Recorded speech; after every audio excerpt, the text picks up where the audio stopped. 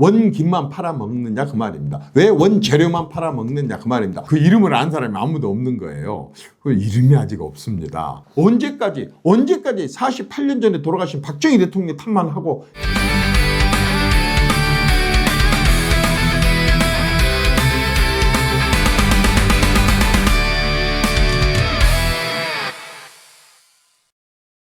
여러분 안녕하셨습니까? 제가 오늘은 호남 문제 중에서 김을 좀 다루고 싶습니다. 김, 먹는 김이요.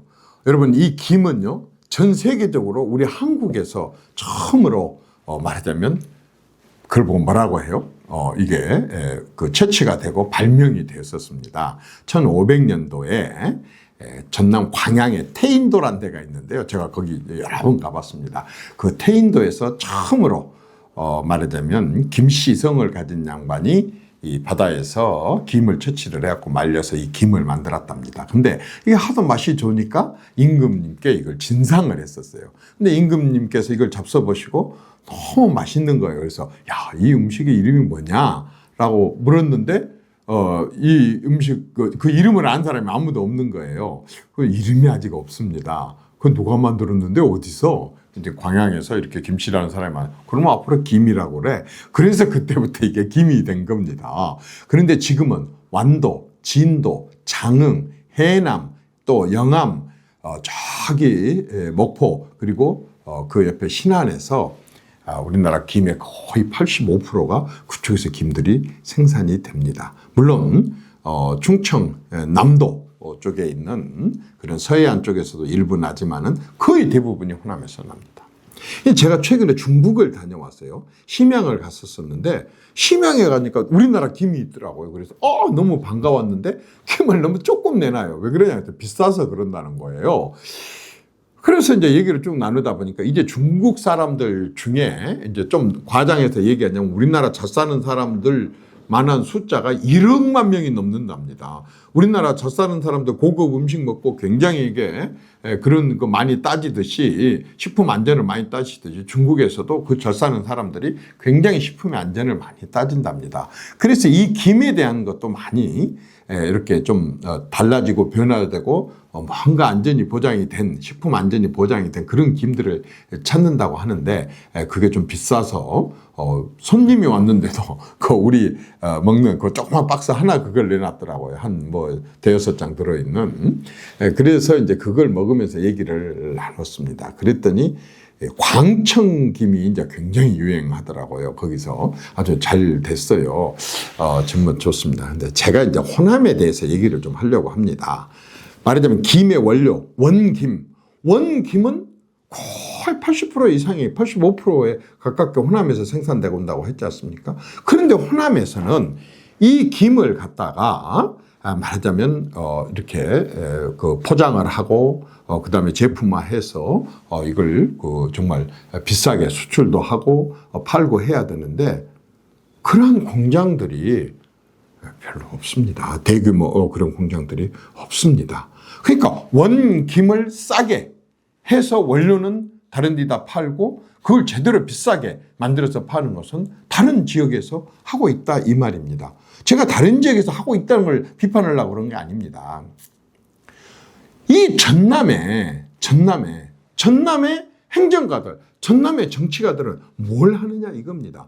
많은 사람들이 이 김 산업에 종사를 하고 있고 김을 갖다가 채취를 해서 원료를 채취를 해가지고 김을 만드는데 실질적으로 상품화해서 진짜 값비싸게 그러니까 앞에는 거의 10에서 한 15% 정도의 돈을 받고 이걸 넘기게 되면은 사실상 이 말하자면 그 더 높은 그러한 이득과 이익은 거의 공장을 차려갖고 있는 그 밖에 다른데 경기도라든가 충청도라든가 그 밖에 다른 데서 이렇게 한다는 겁니다.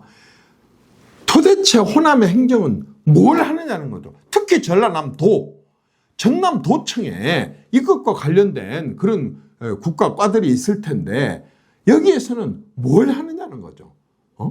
아니 도대체 그런 기업들을 갖다가 접촉을 하고 연구소를 만들어서 R&D를 제대로 해가지고 연구 개발을 해가지고 그렇게 해서 이 말하자면 고생해서 만든 그런 채취한 그런 김 또는 해산물, 그다음에 농작물, 임산물, 축산물들을 이쪽에서 가공해서 판다고 한다 그런다면은 이게 제대로 값을 받게 되고 지역민들의 소득 수준도 높아질 수 있을 거 아니겠습니까? 이게 지금 가장 큰 문제인 겁니다. 생각해 보십시오. 전 세계에서 가장 단일 공장으로서는 철을 많이 생산하는 2,700만 톤을 생산을 했었던 광양 제철 주변에 철로 만드는 제조업 공장, 조선이나 아니면 자동차나 농기계나 그 밖에 다른 이 제조업 공장이 하나도 없다니까요. 2차 전지에 말하자면 원석을 가지고 와갖고 재련을 해서 니켈, 코발트, 망간을 하고 뭐 이것저것 섞어가지고 이렇게 해서 전해질 분리막, 양극재, 연극재를 다 만들음에도 불구하고 이 원료를 가지고 만드는 팩이나 셀이나 이런 것들은 다른 데로 싣고 가가지고 부가가치 높고 고용 많이 창출한 것도 다른 데 가서 한다 그 말입니다. 그러면 전라도에는 행정이 없는 겁니까? 전라도에는 정치가 없는 겁니까?